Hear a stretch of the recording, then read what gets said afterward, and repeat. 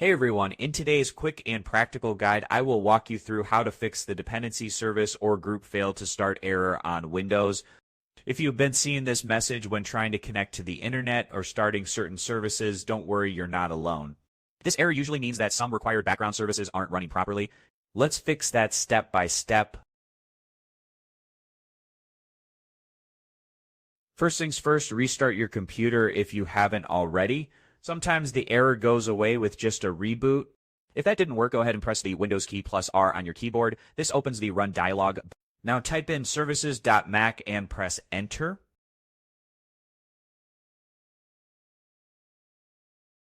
This opens the Services window, which lists all the background services running on your computer. Scroll down and find three services: Network Connections, Network Location Awareness, and WLAN Auto Config. Make sure each one is set to start automatically. To check, right-click on the service, select Properties, and set Startup Type to Automatic. Then click the Start button if the service isn't already running and hit Apply. Repeat the same for the other two services.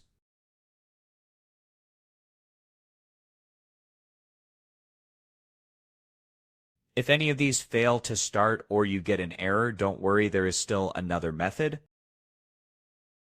Next, we will try resetting the TSP IP stack using Command Prompt. Click Start, type CMD, then right-click on Command Prompt and choose Run as Administrator. Now type the following command exactly as you hear it.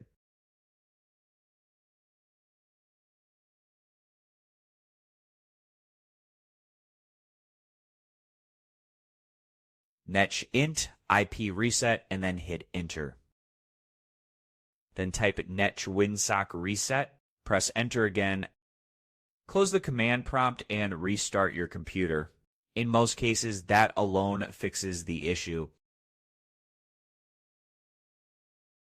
If not, go back to the services.msc window and check if the base filtering engine and DHCP client services are running. These are also essential for your internet to work properly. Still having issues? Here is one more step that could help.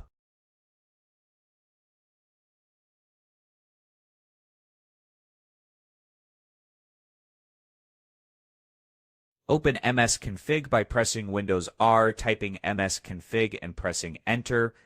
Click on the Services tab, check the box that says Hide all Microsoft services, and make sure nothing essential is disabled.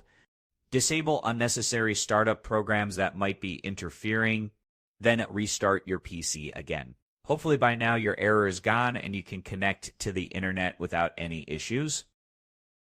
With this guide help video out, please give the video a thumbs up and consider subscribing for more useful tech fixes like this one. Got stuck on a step? Drop your question in the comments and I will try my best to help you out. Thanks for watching and I will see you in the next video.